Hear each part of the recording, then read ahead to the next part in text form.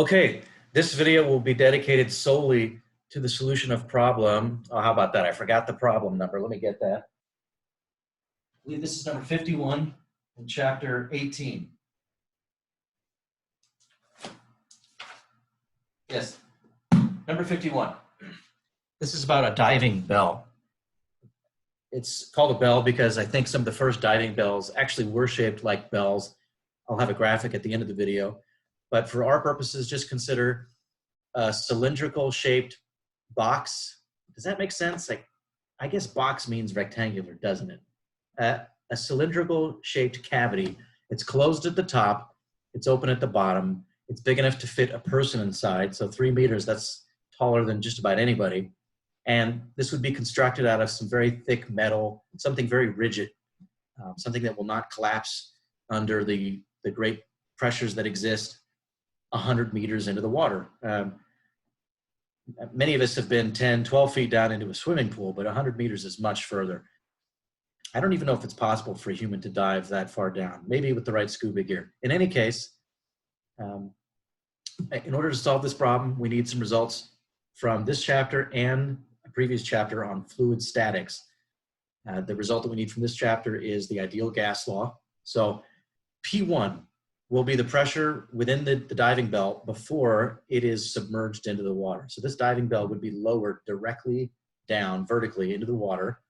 And as it gets lower and lower, the water starts to creep up into the chamber. Why is that? Well, because the pressure that exists within the water increases with depth. Remember that relation, rho GH? Rho GH is the additional pressure at depth H in a fluid with density rho. So we're going to see that the pressure at the bottom here must match the pressure here. And this pressure is much greater than atmospheric pressure. Up here we've got, what, 1 atmosphere, also known as 101 kilopascals, also known as 14.7 pounds per square inch. The pressure way down here would be the atmospheric pressure here plus rho GH from this column of water, seawater. Whereas over here, the pressure at the bottom here has got to equal whatever gas pressure exists right here at the surface plus the pressure due to the column of this fluid. That's really where we're headed with this. But if you were to look down on the top of this diving bell, just regard it as having a circular cross section or circular area, which we'll call A. And the whole point of the problem is to calculate how high up into the bell the water creeps. And that's important. You would need to know that ahead of time before you put yourself in the bell and go down to 100 meters. Because what if this is going to creep all the way up so that you've only got an inch left? That's no good for the person inside. They won't have room to breathe. There has to be enough headspace here in which a person can breathe comfortably. So we do know that once it's down here, the pressure in here is going to have to be greater than the pressure here. That's easy, right? Because when you compress a gas, generally the pressure goes up. The only way it wouldn't go up is if the temperature were to drop sufficiently. Remember that FET simulation? When you squeeze gas particles into a smaller volume, they bounce around and hit the walls more often. That would be greater pressure. But if you slowed them down sufficiently, even though they might be hitting more often, they would not be hitting the walls as hard. So you actually could have lower pressure even with the smaller volume, but that would require a large drop in temperature. And here there is no such large drop. I don't have these temperatures on this slide, but we're told that at the surface of the water, the temperature is 20 degrees Celsius. So this is a warm day outside. And once you get down to a depth of 100 meters where the water is cool, the temperature of the gas has dropped down to 10 degrees Celsius. So there is a temperature drop, but it's modest. We would still expect the pressure down here to be greater. Okay, moving on. You know what, let me hide this video on the side here. Okay, now this is a real bummer. Whoa, what happened here? This is a bummer because I made the slide thinking it would fit, and it doesn't fit in the screen. How about that? Darn it. Okay, let me pause and fix this. Okay, that's better. Here's a concept, a very important concept, which I've already mentioned a moment ago. This would have been discussed in the chapter on fluid statics earlier in the chapter, earlier in the book. Okay, consider a small fluid element. this is not an actual cylinder or tuna can down there in the water. It's just an imaginary surface bounding a small quantity of water. And remember, if you pick on any arbitrary point in the fluid here, let me get my laser pointer. So right here, the pressure acts in all directions. It's pushing this way, that way, this way, this way. Pressure acts in all directions. So as far as this little fluid element is concerned, the pressure on this fluid element from the fluid to its left, that pressure applies a force inward. Same thing on the other side. The pressure would always be directed inwards. So just imagine the normal line and the direction towards the interior. That is the pressure, excuse me, that's the direction of the force due to the fluid pressure. Now, in terms of Newton's second law, if this fluid element is to be in equilibrium, remember, we're imagining that we don't have large currents. We don't have a vorticity. There's no little tornado of water spinning around there. This isn't a riptide or the Bermuda Triangle. This thing should be in equilibrium. And that means there's an upward force from the pressure down here that balances the downward gravity. But I'm concerned with the force to the right being balanced by the force to the left. So I'm calling it F right because it's the force on the right, but it's directed to the left as far as this fluid element is concerned. Those two forces must be equal. Well, if you look, the left side of this fluid element is basically inside. You know, I drew it down here, but imagine this thing is even smaller and it's located right here. Put this fluid element in your mind right here. The force from this side and the force from this side must be the same. Well, how do we calculate force from pressure? We use this expression, pressure times area. Please don't be confused. Right now, this capital A refers to the surface area of this face. I'm not talking about the diving bell in this particular slide. A is just the circular face of this fluid element. Okay, so PA from the left must equal PA from the right, and we can immediately conclude that the pressure on this side has to equal the pressure on this side. All of this is supposed to convince you that if we consider the volume within the diving bell, the pressure right here has to equal the pressure over here. I've just tried to show that the pressure has to be the same across a plane of equal y coordinate, or you could say across a plane of constant depth. Pressure is constant across any given depth. That's the fact that we need. Okay, pressure is the same on both sides. All right, well, there's two ways of calculating that pressure. You may have to revisit that other video where I talked about this, or check out the chapter on fluid statics. Rho GH, there's that expression. In order to calculate the pressure right here, in terms of everything above it, you take the pressure due to the column of fluid. In this case, it's rho GH. Rho would be the density of this water. And your book points out that it's seawater, not freshwater. Freshwater has a density of 1,000 kilograms per cubic meter. Seawater is slightly more dense because of all that salt. It's more like 1030, 1030.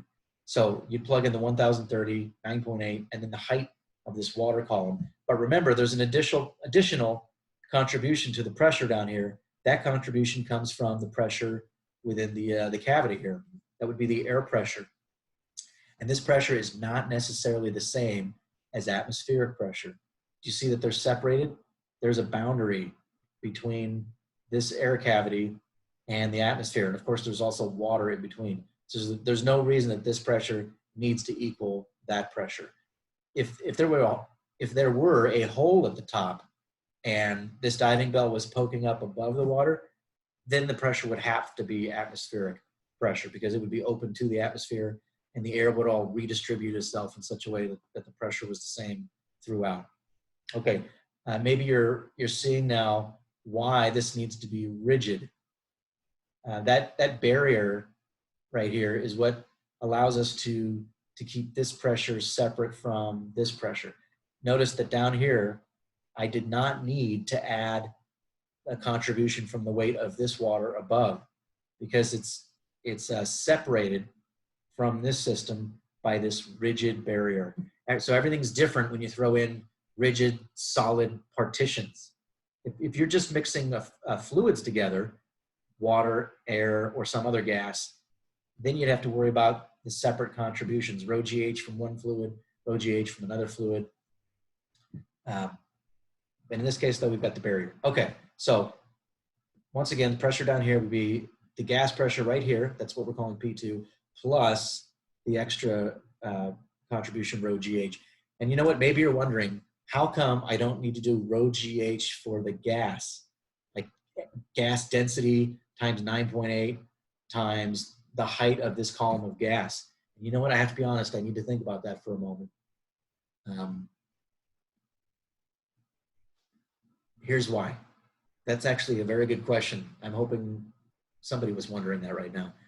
When we developed the ideal gas law, PV equals nRT, there was no mention of gravity.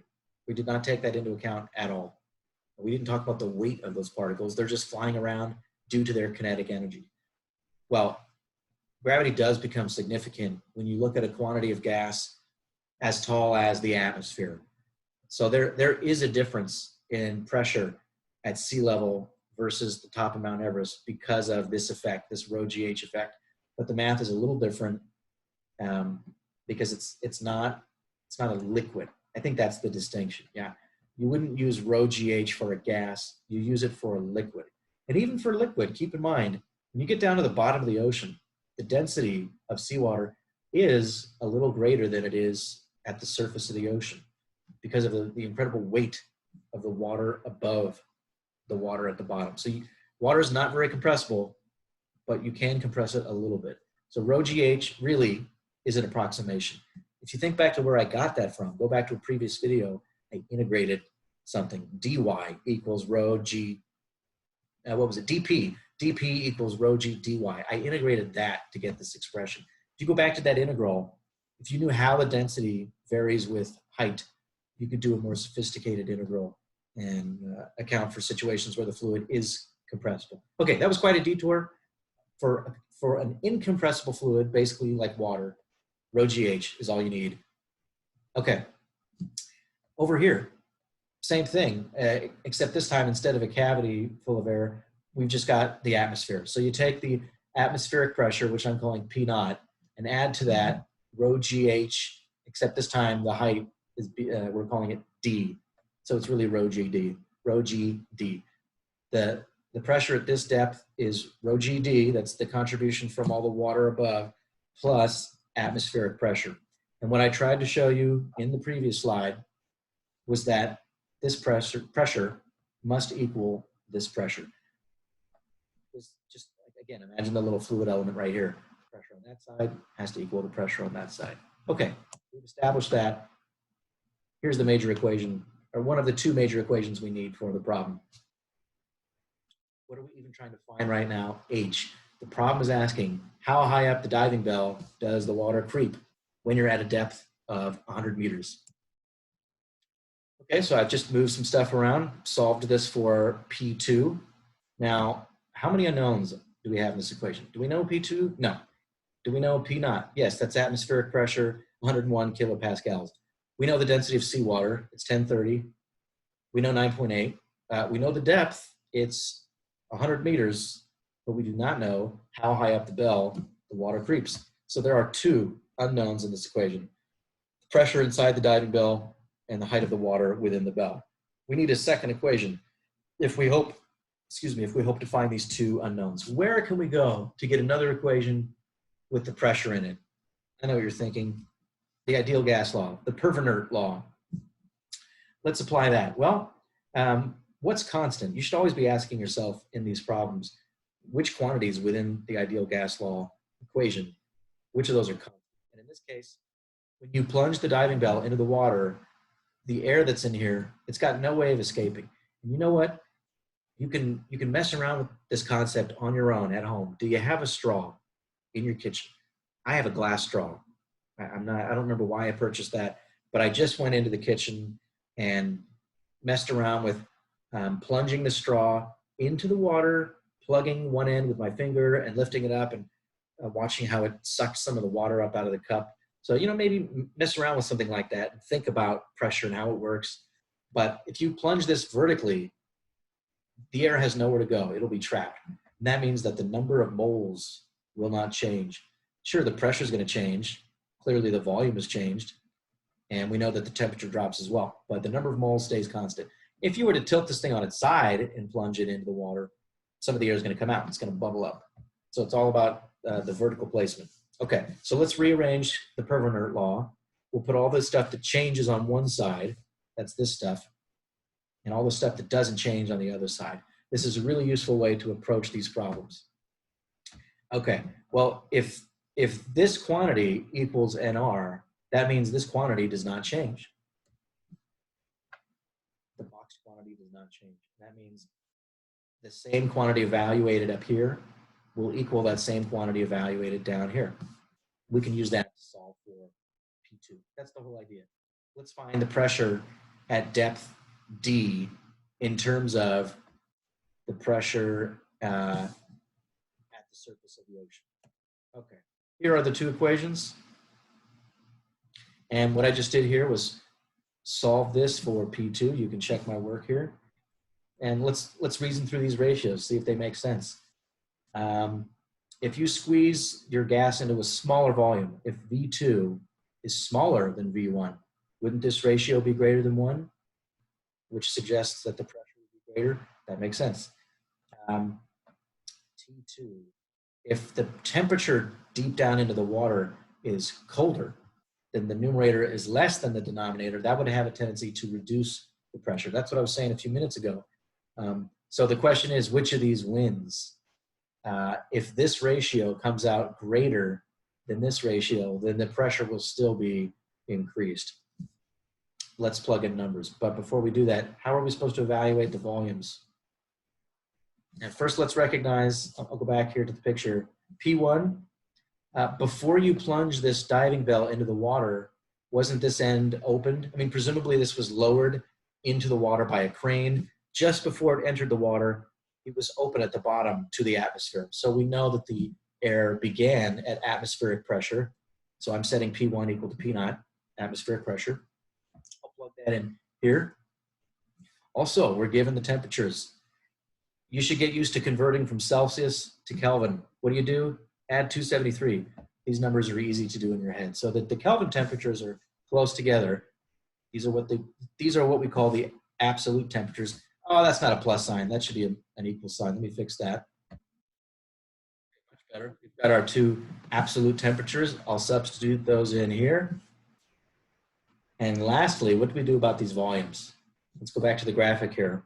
Remember, this is a cylindrical diving bell. And you remember volume is base of the area times height, right? Well, I've called the area of the base A, and the height, well, which height are we talking about? Specifically, we're talking about the height of the column of air. Here, the original height of the column of air was the 3-meter height of the diving bell. But down here, we don't actually know yet. We don't know what this height is going to be. We're trying to find this quantity, but you see, if you take the total, let me get my laser pointer back. If you take the total height of the diving bell, L, and subtract the height H of the water column, you would get the appropriate height of the air column. That's what we're interested in. That's how I got these expressions here. These are the two volumes of the quantity of air before and after it's been compressed underneath the water. Okay, so I just made that substitution. Did you see that? V1 and V2 have been swapped for their expressions in terms of L and H. A's cancel. What's next? What am I doing here? Where did I get this from? Right, here's what I'm doing. I'm taking this expression, which is supposed to be P2, and I'm plugging it in there. Make that substitution, and this equation becomes all of this. So I've just solved these two equations for H. What have I actually eliminated? Remember, there were two unknowns. We didn't know the pressure when it's underneath the water, and we didn't know how high up the water column creeps into the diving bell. Well, we've just eliminated one of the unknowns in favor of that unknown height H. We could always go back later and plug H in to find the pressure inside. And you might want to know that too, right? If you're the diver inside this bell, if that air pressure is going to shoot up to like 20 atmospheres, I'm not so sure I would want my head exposed to 20 atmospheres. Now, I don't really know what the safe limit is. I think it's surprisingly high. I think you can withstand like 10 atmospheres. That's nuts to me that your skull, which evolved for 1 atmosphere, can be immersed in 10 atmospheres and still cope with that. Okay, the rest of this is just math. We've already done the conceptual stuff and most of the math. The rest of this is just solving for H. So how do we solve for H? Let's multiply on both sides by this quantity in the denominator. See what I just did there? I moved this over here. So here it is on the right side now. And can you see that when you distribute everything, don't be overwhelmed by all this garbage. These are just numbers. That's just a constant, just a number, number, number, number. Aha, there's our unknown. When you just FOIL this, when you expand the product of these two binomials, do you see that you're going to have an h squared? That will be the highest power term that appears. So we're really looking at a quadratic equation in h. And that's the most annoying part of the problem. It's just the algebra. So multiply everything out. You could plug in numbers now. That would be fine. Just plug in the numbers now, then do the algebra. I don't know why I chose in my notes to solve or to do the algebra first and then plug in numbers. Honestly, that's probably worse. If you're going to do this on your own, I suggest plugging in numbers here. But here's the gnarly expression I got. Notice we've got some constant times h squared, some other constant times h, and then just one big constant. This is a quadratic equation in h. After plugging in all the values that were given, remember 3 meters for the height of the bell, atmospheric pressure is 101 kilopascals, but put that in SI units, 1030 for the density, and 9.8, I get this quadratic equation. And, Gauss, among other people, Gauss was the one who proved that the fundamental theorem of algebra, second degree equation, there must be 2 roots. In this case, they're both real. The height could be 2.7 meters, or it could be 110 meters. What's up with the 110? Let's look at the picture here.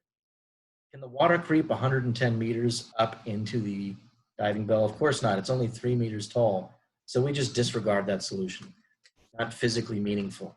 Now, very often, there is an interesting interpretation. If you really bash your head against the wall, don't do that. If you really think hard, you can sometimes discover what the math is telling you.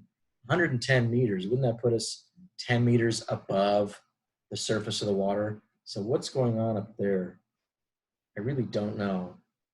But there may be some interesting interpretation there. In any case, the answer we want is the 2.7 meters. This is 3 meters tall. 2.7 would put us just under the top of the diving bell. Yeah, get rid of that physically unmeaningful root. That would give you 30 centimeters of headspace, just enough to poke your nose above the water and breathe. Now, if you go on Canvas, there should be a link to a video where a couple young dudes actually make their own little diving bell. I don't know where they're doing this, but it looks a little dangerous. I wouldn't do this myself, but I'm sure they had some idea of what they were doing and what was safe. But check it out on Canvas. It's exactly what we're talking about, but they made it out of like plastic sheets. I forget how they shaped the bell itself, but you can pull up old drawings, sketches on Google, because diving bells have been around for a long time. Probably, my guess is the 16th century, 17th century, when people started to do experiments and understand pressure. The ideal gas law is fairly old. You've heard about Boyle's law, Charles' law. Those are just individual pieces of the ideal gas law. The ideal gas law relates pressure and volume. That might be Charles' law. It relates pressure and temperature. Maybe that's Boyle's law. I forget which is which. But the ideal gas law puts them all together. And those results are fairly old in the history of science. I'm looking at this graphic. I get what this hose is for. You've got another guy down here with a helmet, and he's breathing the air, the compressed air within the chamber of the diving bell. This guy's just chilling, no equipment. What's up with this one? I don't know. Why does it go to a barrel? There's a rope going up to the surface. Maybe it's a safety feature. The people up top have to know when to hoist them up. That must be it. Like somehow this guy can send a message to the people at the surface saying, hey, take us up. I want to get out of here. If you have any thoughts about that, email me. Because I would like to know what the point is of this barrel.